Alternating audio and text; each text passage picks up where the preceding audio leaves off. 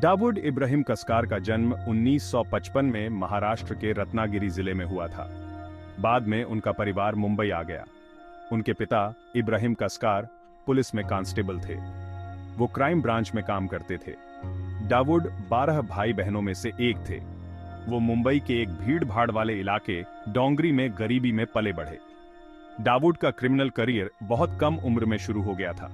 उन्होंने मुंबई की गलियों में छोटी मोटी चोरियों से शुरुआत की। वो जल्दी ही मुंबई अंडरवर्ल्ड में आगे बढ़ते गए। दाऊद अपनी क्रूरता और महत्वाकांक्षा के लिए जाने जाते थे। वो कैरिस्मेटिक भी थे। उन्होंने गैंगस्टर्स का एक वफादार समूह बनाया। दाऊद एक लोकल गैंग में शामिल हो गए। इस गैंग का नेतृत्व हाजी मस्तान करते थे। हाजी मस्तान एक शक्तिशाली तस्कर था। दाऊद ने उनसे स्मगलिंग का धंधा सीखा। 1970 के दशक में मुंबई स्मगलिंग का गढ़ था। देश में सोना, चांदी और इलेक्ट्रॉनिक सामान की तस्करी होती थी। दाऊद ने पैसा कमाने का एक मौका देखा। उन्होंने अपना खुद का गैंग बनाया। दाऊद के गैंग ने छोटे मोटे सामान की तस्करी से शुरुआत की। जल्द ही वो बड़े काम करने लगे। उन्होंने सोना, चांदी और इलेक्ट्रॉनिक्स की तस्करी की। उन्होंने व्यवसायों से पैसे वसूलना भी शुरू कर दिया। दाऊद महत्वाकांक्षी था। वो मुंबई का सबसे ताकतवर गैंगस्टर बनना चाहता था। 1970 का दशक मुंबई के लिए एक अशांत समय था। शहर तेजी से बढ़ रहा था। यह तेजी से लॉलेस भी होता जा रहा था। पुलिस करप्ट थी। वो अक्सर गैंगस्टर्स की गतिविधियों से आंखें मूंद लेते थे। इस माहौल ने दाऊद को फलने फूलने का मौका दिया। दाऊद के गैंग को डी कंपनी के नाम से जाना जाने लगा। डी कंपनी ने जल्दी ही हिंसा के लिए रेप्यूटेशन बना ली। उन्होंने अपने प्रतिद्वंद्वियों को खत्म कर दिया। उन्होंने अपने इलाके को नियंत्रित करने के लिए धमकियों और डराने धमकाने का इस्तेमाल किया। उन्होंने मुंबई डॉक्स पर नियंत्रण करना शुरू कर दिया। तस्करी के लिए डॉक्स महत्वपूर्ण थे। दाऊद का प्रभाव बढ़ता गया। उसने वैध व्यवसायों में निवेश करना शुरू कर दिया। उसने रियल एस्टेट में निवेश किया। उसने फिल्म इंडस्ट्री में निवेश किया। इससे उन्हें सम्मान का दिखावा मिला। दाऊद ताकतवर लोगों से भी संबंध बना रहा था। उसने राजनेताओं के साथ संबंध बनाए। उसने बिजनेसमैन के साथ संबंध बनाए। इन संबंधों ने उसे कानून से सुरक्षा प्रदान की। दाऊद एक ऐसी ताकत बनता जा रहा था जिसके साथ समझौता करना पड़ेगा। 1980 के दशक तक डी कंपनी एक प्रमुख क्रिमिनल ऑर्गेनाइजेशन बन चुकी थी। यह कई तरह की आपराधिक गतिविधियों में शामिल थी। इन गतिविधियों में तस्करी, एक्सटॉर्शन, ड्रग ट्रैफिकिंग और कॉन्ट्रैक्ट किलिंग शामिल थे। डी कंपनी ने इंप्यूनिटी के साथ काम किया। उन्हें करप्ट अधिकारियों का संरक्षण प्राप्त था। डी कंपनी का एक सोफिस्टिकेटेड नेटवर्क था। यह नेटवर्क पूरे भारत और उसके बाहर तक फैला हुआ था। दाऊद एक क्रिमिनल मास्टरमाइंड बन गया था। वो लॉजिस्टिक्स का मास्टर था। वो निगोशिएशन का उस्ताद था। वो अपने दुश्मनों को खत्म करने में भी बेरहम था। डी कंपनी की आय का मुख्य स्रोत तस्करी था। वे भारत में सोना, चांदी और इलेक्ट्रॉनिक सामान की तस्करी करते थे। वे ड्रग्स और हथियारों की भी तस्करी करते थे। डी कंपनी ने अपने मुनाफे का इस्तेमाल वैध व्यवसायों में निवेश करने के लिए किया। दाऊद की शक्ति और प्रभाव बढ़ता गया। वह मुंबई अंडरवर्ल्ड में एक लेजेंड बन गया था। उन्हें किंग ऑफ मुंबई के रूप में जाना जाता था। 12 मार्च 1993 को मुंबई में 12 बम विस्फोटों की एक श्रृंखला हुई। बम विस्फोटों में 257 लोग मारे गए। 700 से ज्यादा लोग घायल हुए। बम विस्फोट दाऊद के जीवन में एक महत्वपूर्ण मोड़ थे। बम विस्फोटों की योजना डी कंपनी ने बनाई थी। इन्हें अयोध्या में बाबरी मस्जिद विध्वंस के प्रतिशोध में अंजाम दिया गया था। बाबरी मस्जिद 16वीं सदी की एक मस्जिद थी। इसे दिसंबर 1992 में हिंदू कट्टरपंथियों ने ध्वस्त कर दिया था। दाऊद इब्राहिम बम विस्फोटों का मास्टरमाइंड था। उसने दुबई से हमलों की योजना बनाई। उसने हमलों का वित्त पोषण किया। उसने लॉजिस्टिकल सपोर्ट प्रदान किया। बम विस्फोट दाऊद के आपराधिक कैरियर में एक प्रमुख वृद्धि थी। 1993 के बॉम्बे बम विस्फोटों ने पूरे भारत को हिलाकर रख दिया। भारत सरकार ने दाऊद को न्याय के कटघरे में खड़ा करने की कसम खाई थी। हालांकि दाऊद पहले ही देश से भाग चुका था। वह आज तक फरार है। भाग 5। भागते फिरते जीवन, दाऊद का निर्वासन और एक सुरक्षित आश्रय की तलाश। 1993 के बॉम्बे बम विस्फोटों के बाद दाऊद इब्राहिम भारत का मोस्ट वांटेड आदमी बन गया। वह दुबई भाग गया। दुबई से उसने अपने क्रिमिनल एम्पायर को निर्देशित किया। वह तब से निर्वासन में रह रहा है। भारत ने दाऊद के लिए एक विशाल तलाशी अभियान शुरू किया। इंटरपोल ने उसकी गिरफ्तारी के लिए रेड कॉर्नर नोटिस जारी किया। इन प्रयासों के बावजूद दाऊद गिरफ्तारी से बचने में कामयाब रहा है। माना जाता है कि दाऊद पाकिस्तान में छिपा है। उसे पाकिस्तानी खुफिया एजेंसियों का संरक्षण प्राप्त है।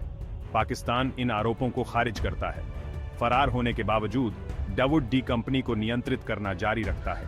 वह वफादार लेफ्टिनेंट के नेटवर्क का उपयोग करता है। वह सैटेलाइट फोन के जरिए उनके साथ संवाद करता है। वह अंडरवर्ल्ड में एक शक्तिशाली व्यक्ति बना हुआ है। भाग 6 the global don Dawood Ibrahim का अंतरराष्ट्रीय नेटवर्क। दाऊद इब्राहिम का क्रिमिनल एम्पायर भारत से बहुत आगे तक फैला हुआ है।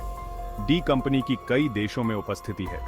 इन देशों में पाकिस्तान, संयुक्त अरब अमीरात, यूनाइटेड किंगडम और स्पेन शामिल हैं। डी कंपनी दुनिया भर में कई तरह की आपराधिक गतिविधियों में लिप्त है। इन गतिविधियों में ड्रग ट्रैफिकिंग, हथियारों की तस्करी, मनी लॉन्ड्रिंग और एक्सटॉर्शन शामिल हैं। दाऊद ने अन्य क्रिमिनल ऑर्गेनाइजेशंस के साथ गठबंधन किया है। वह पाकिस्तानी माफिया के साथ काम करता है। वह चीनी ट्राइड्स के साथ काम करता है। वह रूसी मॉबस्टर्स के साथ काम करता है। ये गठबंधन उसे वैश्विक पहुंच प्रदान करते हैं। दाऊद का अंतर्राष्ट्रीय नेटवर्क उसे दुनिया भर में पैसे, लोगों और सामान को स्थानांतरित करने की अनुमति देता है। यह उसे सुरक्षित ठिकाने भी प्रदान करता है। इससे कानून प्रवर्तन एजेंसियों के लिए उसे पकड़ना मुश्किल हो जाता है। भाग 7 अपराध का व्यवसाय, आज दाऊद का साम्राज्य। डी कंपनी एक मल्टी बिलियन डॉलर का क्रिमिनल एंटरप्राइज है। यह विभिन्न स्रोतों से राजस्व उत्पन्न करता है। इन स्रोतों में ड्रग ट्रैफिकिंग, हथियारों की तस्करी, एक्सटॉर्शन और रियल एस्टेट शामिल है। डी कंपनी वैश्विक ड्रग ट्रेड में भारी रूप से शामिल है।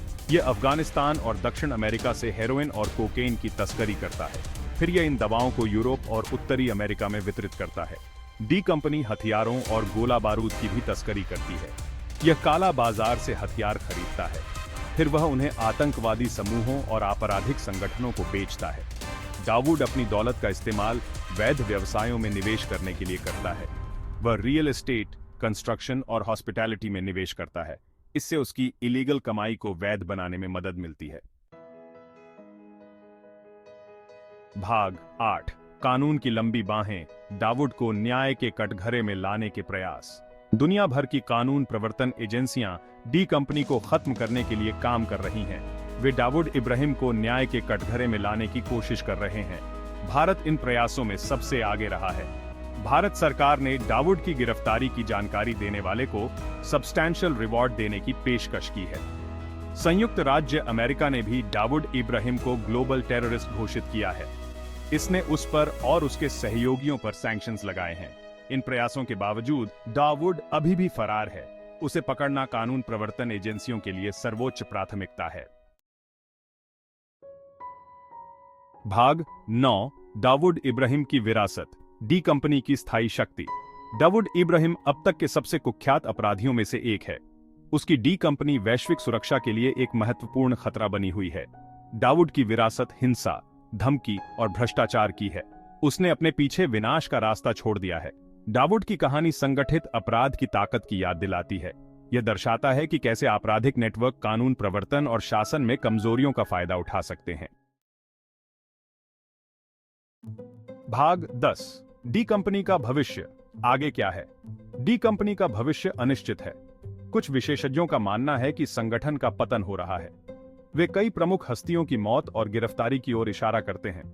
हालांकि दूसरों का तर्क है कि डी कंपनी नई चुनौतियों को अपना रही है।